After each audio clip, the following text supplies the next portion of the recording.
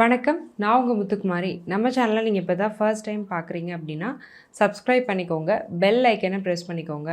ஆல்னு ஒரு ஆப்ஷன் இருக்குது. அதையும் மறக்காமல் கொடுத்துக்கோங்க. ஸோ தட் நம்ம சேனலில் போடக்கூடிய எல்லா வீடியோஸும் உங்களுக்கு ப்ராப்பராக நோட்டிஃபை ஆகும்.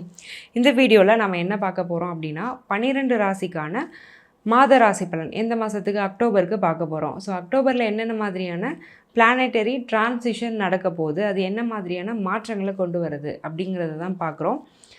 அந்த வரிசையில் நம்ம இப்போ பார்க்க போகிற ராசி சிம்மம்.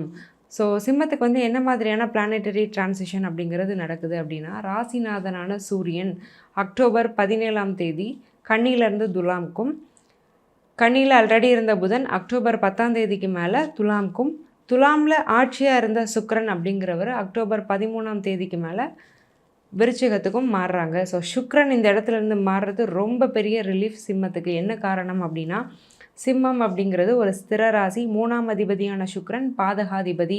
அங்கே ஆட்சியாக இருந்து நிறைய பாதகத்தை செஞ்சார். கிட்டத்தட்ட பித்து பிடிச்ச மாதிரி தான் இருந்தாங்க சிம்ம ராசிக்காரங்க. அதுக்கு காரணம் ராசி மேலே விழுந்த சனியுடைய பார்வை, அதே மாதிரி 3ஆம் அதிபதியுடைய பலம். 3ஆம் அதிபதி அப்படிங்கிறவர் மாரகாதிபதி. மாரகம்னா அப்போ என்ன மரணத்தை கொடுப்பாருன்னா அதெல்லாம் கொடுக்க மாட்டார். மரணத்துக்கு நிகரான துன்பம் அப்படிங்கிறது தான் சிம்மம் அனுபவிச்சிட்டு இருந்தது பல மாதங்களா, கணக்கே இல்லாமல். அதுவும் போன 2 மாதம் ரொம்ப அதிகம், லாஸ்ட் மந்த் ரொம்பவே அதிகம், செப்டம்பர் கொஞ்சம் கூட நல்லா இல்லை. அப்போது இப்போ என்ன மாதிரியான மாறுதல்கள் அப்படிங்கிறது சிம்மத்துக்கு வரப்போகுது அப்படிங்கிறத தான் பார்க்க போகிறோம். நல்ல கிரகமான செவ்வாய் அக்டோபர் 20க்கு மேலே நீசமாகிறாரு. ஸோ ஒன்றும் பிரச்சனை இல்லை, அக்டோபர் 20 வரைக்கும் செவ்வாய் சேஃப் தான். சனியுடைய பார்வையும் பாக்கியஸ்தானத்துக்கு இருக்குது, 9ஆம் இடத்துக்கு இருக்குது. அப்போது சில விஷயங்களில் சிம்மம் கவனமாக இருக்க தான் வேணும். பாசிட்டிவ் தான் நிறையா இருக்குது. ஒவ்வொரு செக்டாருக்கும் சிம்மத்துக்கு எப்படி இருக்குது அப்படிங்கிறத நம்ம டீட்டெயில்டாக பார்த்துடலாம். பிஸ்னஸ் அப்படிங்கிறது எங்களுக்கு எப்படி போக போகுது, 6ஆம் அதிபதி 7ல் பார்க்குறது லக்னத்தை. எப்படி பிஸ்னஸ் இருக்கோ அதை அப்படியே கொண்டு போனீங்கன்னா பிஸ்னஸ் நல்லாயிருக்கும். புதுசாக ஒரு பார்ட்னரை சேர்க்குறேன், புதுசாக ஒரு டீலர்ஷிப் போகிறேன், என்னுடைய பணத்தை நான் புதுசாக இன்வெஸ்ட் பண்ணுறேன், இல்லை இந்த பிஸ்னஸை வச்சுட்டு எனக்கு தெரியாத இன்னொரு பிஸ்னஸை நான் தொடுறேன், எனக்கு தெரியாத ஒரு நபரை நம்பி நான் பணம் போடுறேன்.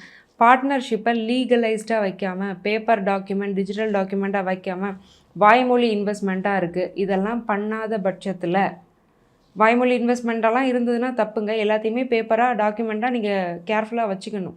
ஸோ இந்த விஷயங்கள்லாம் ரொம்ப கவனமாக இருக்கணும். இந்த விஷயங்களெல்லாம் பண்ணலை அப்படின்னா பிரச்சனை தான். எதுலேயுமே கொஞ்சம் கேர்ஃபுல்லாக இருங்க. இருக்கிறத அப்படியே கொண்டு போங்க பிஸ்னஸில். அப்போது சிம்மத்துக்கு பிஸ்னஸ் அப்படிங்கிறது இந்த மாதம் நல்லா தான் போகும். புதுசாக எதையும் பண்ணாதீங்க, எக்ஸ்பேண்ட் பண்ணாதீங்க, இன்வெஸ்ட் பண்ணாதீங்க. பார்ட்னர்ஸை பேப்பரோடு வச்சுக்கோங்க. நம்பாதீங்க, வாய்மொழியை நம்பி எதுவும் பண்ணாதீங்க. சரி, ஓகேங்க, நாங்கள் பிஸ்னஸ்லாம் பண்ணல, நாங்கள் வேலை தான் பண்ணிகிட்ருக்கோம், எங்களுக்கு எப்படி இருக்க போகுது அப்படின்னு நீங்கள் கேட்டிங்கன்னா, 10ஆம் இடம் அப்படிங்கிறது ரொம்ப ஸ்ட்ராங் தான். 10ஆம் அதிபதியான புதன் 3ல் இருந்தாலும் தன்னுடைய நட்பு ஸ்தானத்தில் தான் இருக்கிறாரு. போக 3ஆம் இடத்துலேயே ராசிநாதன் மாட்டினாலும் என்ன தான் இருந்தாலும் ராசிநாதன். அப்போ 3ஆம் இடத்தோட பாதகம் 50% தான் நடக்க போகுது. 50% இந்த சூரியனோட பிளேஸ்மெண்ட். அதே மாதிரி புதனுக்கு அது நட்பு வீடு, 2ஆம் அதிபதி தான். புதன் வந்து ஒன்றும் பெருசாக கெட்ட வரலாம் இல்லை.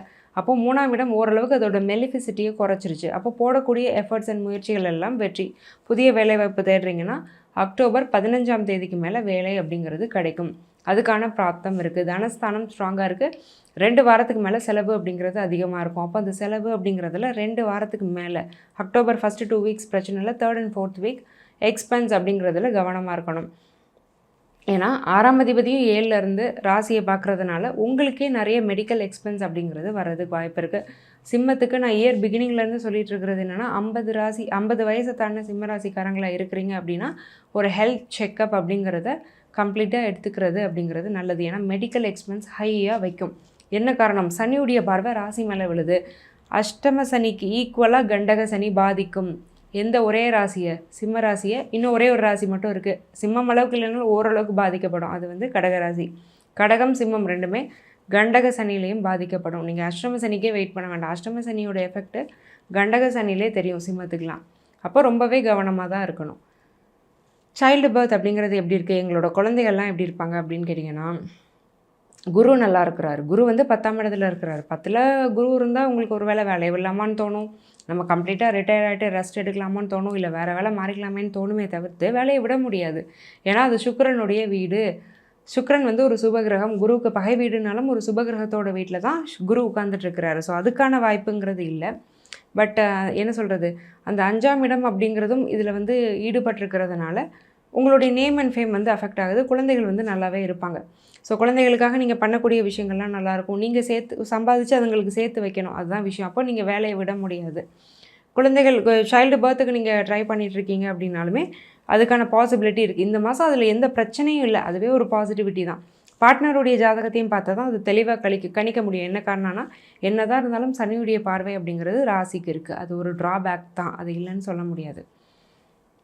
சரி, ஓகேங்க. நாங்கள் வந்து கடன் அப்படிங்கிற விஷயத்துலலாம் எப்படி இருக்கணும்? கவனமாக தான் இருக்கணும். 6ஆம் அதிபதி 7ல் இருக்கிறாரு, பாவகிரகம் தான். அதனால் பெருசாக கடன் வராது. இருந்தாலும் சின்ன சின்ன கடன்கள் அநியாய வட்டிக்கு நீங்கள் வாங்கிட்டீங்கன்னா அதில் நீங்கள் மாட்டிப்பீங்க. ஸோ அதனால் சின்ன சின்ன விஷயங்களையுமே ரொம்பவே கவனமாக இருக்க வேண்டியது அவசியம். உடம்புல ஹீட் அப்படிங்கிறது ரொம்பவே அதிகமாகும். பாக்கியாதிபதியான செவ்வாய் நீசமாக இருக்கிறாரு. அதே மாதிரி பாக்கியஸ்தானமான 9ஆம் இடத்துக்கு சனியுடைய 3ஆம் பார்வை அப்படிங்கிறது இருக்குது. அப்போது அப்பாவுடைய ஹெல்த்தில் ரொம்ப கவனமாக இருக்கணும், ரொம்பவே கவனமாக இருக்கணும். அக்டோபர் 20ஆம் தேதிக்கு மேலே செவ்வாயும் நீசமாகிறதுனால ஏதோ ஒரு சின்ன விஷயம், அப்பாவுக்கு ஏதோ உடம்பு சரியில்லைனாலும் டக்குன்னு ஒரு ஹாஸ்பிட்டல் கூட்டு போய் பார்த்துக்கிறது அப்படிங்கிறது ரொம்ப நல்லது. சுய ஜாதகத்தை பார்க்கும்போது பலனும் மாறும், அதை நான் இல்லைன்னு சொல்கிறதுக்கு இல்லை. பட் ஜென்ரல் ப்ரெடிக்ஷன் இதை தான் சொல்லுது. சரி, நாங்கள் படிக்கிறோம், எங்களுக்கு வந்து எஜுகேஷன்லாம் எப்படி இருக்கும் அப்படின்னு நீங்கள் கேட்டுக்கிட்டிங்கன்னா, 4ஆம் அதிபதி நீசமாகிறார். அப்போ முதல் 2 வாரம் பிரச்சனை இல்லை. 3வது வாரத்துக்கு மேலே ஒரு மந்தத்தன்மை, ஒரு சோம்பேறித்தனம் அப்படிங்கிறது வந்துடும். நாளைக்கு படிச்சுக்கலாம், அதுக்கப்புறமா பார்த்துக்கலாம், அந்த மாதிரி இருக்கும். பொதுவாகவே சிம்மராசிக்காரங்க டயர்டே ஆகாதவங்க கூட டக்கு டக்குன்னு டயர்டாக ஆரம்பிப்பாங்க. ஒரு சுணக்கம் வரும், இதை ஏன் நான் செய்யணும், அப்படி நான் கண்டிப்பாக இதை செஞ்சு தான் ஆகணுமா, அந்த மாதிரிலாம் யோசிக்கக்கூடிய ஒரு அமைப்பு அப்படிங்கிறத கொடுக்குது.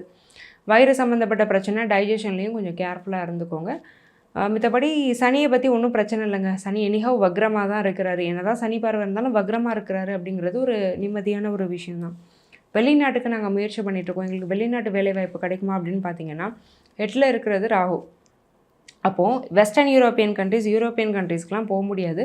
பட் அரப் கண்ட்ரீஸ்க்கு நீங்கள் ட்ரை பண்ணுறீங்க அப்படின்னா கண்டிப்பாக கிடைக்கிறதுக்கான வாய்ப்பு அப்படிங்கிறது ரொம்பவே ஸ்ட்ராங்காக இருக்குது. பிலீஃப் அப்படிங்கிறதுல கொஞ்சம் கேர்ஃபுல்லாக இருங்க. நீங்கள் யாரை நம்புறீங்க அப்படிங்கிறதுல கொஞ்சம் கேர்ஃபுல்லாக இருங்க. ரொம்ப நாளாக நல்லா பழகினவங்க கூட முதுகில் குத்துறதுக்கு வாய்ப்பு இருக்குது. நீங்கள் நல்லது செஞ்சாலும் உங்களுக்கு வந்து ஒரு கெட்ட பேர் கிடைக்கிறதுக்கான ஒரு வாய்ப்பும் வந்து இருக்கிறதுனால செய்கிறதையும் எண்ணி செய்யுங்க. அடுத்தவங்கக்கிட்டேயும் கவனமாக இருங்க. நீங்களும் பெருசாக கொடுக்க வேண்டாம், நீங்களும் பெருசாக வாங்கிக்க வேண்டாம். அதை தான் நான் ஆன்லைனில் சொல்ல வரேன். என்னதான் இருந்தாலும் சிம்மாதிபதி உட்கார்ந்துருக்கிறது 3ஆம் இடம், பாதகஸ்தானம். அப்போ நம்ம செய்யக்கூடிய செயலை நமக்கு பின்னாடி ஏதோ ஒரு பாதகத்தை செய்கிறதுக்கு, ஒரு கெட்டதை செய்கிறதுக்கு வாய்ப்பு இருக்குது. அப்போது ஒவ்வொரு செயல்லையும், முக்கியமாக அடுத்தவங்களுக்கு செய்யக்கூடிய ஒவ்வொரு செயல்லையும், மன ரீதியான உதவியாக இருந்தாலும் பண ரீதியான உதவியாக இருந்தாலும் ரொம்பவே கவனமாக ஒவ்வொரு ஸ்டெப்பையும் எடுத்து வைக்க வேண்டியது அவசியம். ஸ்ட்ரெச்சஸ் பண்ணுங்கள், கை காலெல்லாம் கொஞ்சம் அப்பப்போ உதறி கொடுங்க. ஏன்னா ஜாயிண்ட் பெயின் அப்பப்போ வர்றதுக்கான வாய்ப்பு அப்படிங்கிறது இந்த பர்டிகுலர் மாதத்துக்கு இருக்குது. ஸோ ஸ்ட்ரெச் பண்ணிக்கிறது, எக்ஸசைஸ் பண்ணிக்கிறதுலாம் நல்லது. இவ்வளோ நேரம் நம்ம பார்த்துட்டு இருந்தது வெறும் ஜென்ரல் ப்ரெடிக்ஷன்ஸ் தாங்க. உங்கள் ராசியுடைய உங்கள் ஜாதகத்துடைய பிரத்யேகமான பலன் தெரியணும் அப்படின்னா கீழே கொடுத்துருக்க என்னுடைய நம்பருக்கு காண்டாக்ட் பண்ணி என்னுடைய அப்பாயின்மெண்ட் புக் பண்ணிக்கோங்க. நான் உங்களுக்கு ரொம்ப சிம்பிளான லைஃப் ஸ்டைல் ரெமெடிஸ் தான் சஜஸ்ட் பண்ணுவேன். அதாவது வாழ்வியல் பரிகாரங்கள். நீங்கள் ஒரு பைசா செலவழிக்க தேவை இருக்காது. டெய்லி நீங்கள் தூங்குற மாதிரி, நடக்கிற மாதிரி, ஆஃபீஸ் போகிற மாதிரி உங்கள் வாழ்வியல் மாற்றங்களில் செய்யக்கூடிய ஒரு விஷயங்கள் உங்களை பல விதத்துலேருந்து காப்பாற்றும், பல ஆபத்துலேருந்து காப்பாற்றும். அதை செஞ்சு பெனிஃபிட் ஆனவங்க நிறைய பேர். அந்த வரிசையில் நீங்களும் இடம் பெறணும்னு நான் மனசார வேண்டிக்கிறேன். ஆல் தி வெரி பெஸ்ட் சிம்மம்.